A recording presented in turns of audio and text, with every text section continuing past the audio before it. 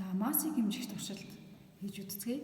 За эхлээд туршилтанд болохоор баримлын шавар, 3 хатуу бие, электрожин ашиглана. За эхлээд баримлын шавараар туршилт хийж үзье. Биеийн хэлбэр дүрс болон хэмжээ эсвэл биеийг ингэж жижиглж хуваахад масс өөрчлөгддөг болов. За бүгдээрээ туршиж үзье. За эхлээд электрожингийн хасаагаа. За баримлын шаварыг. За баримлын шавар маань 1965 г байна. За бүгдээрээ тэмдэглэж аваад 1965.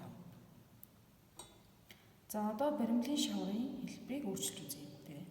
За баримлын шавраа нуглаад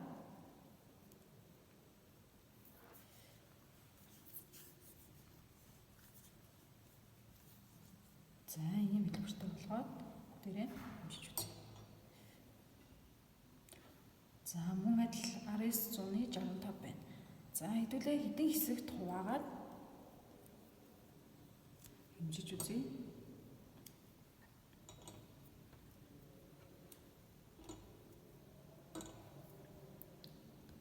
За мөн адил 1965 байна.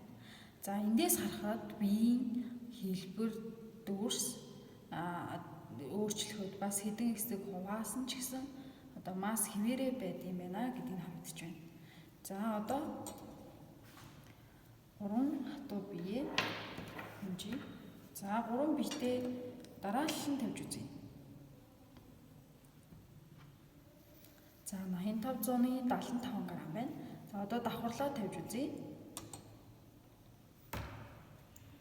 8575 хэвээр байна. За одоо өөр байрлал тавьж үзье. За ингээд тавьчих. 8575 байна. За энэхүү туршилтаас биеийн тулах цэг талбай болон байрлалыг өөрчлөхөд масс өөрчлөгддөггүй гэдгийг харж байна.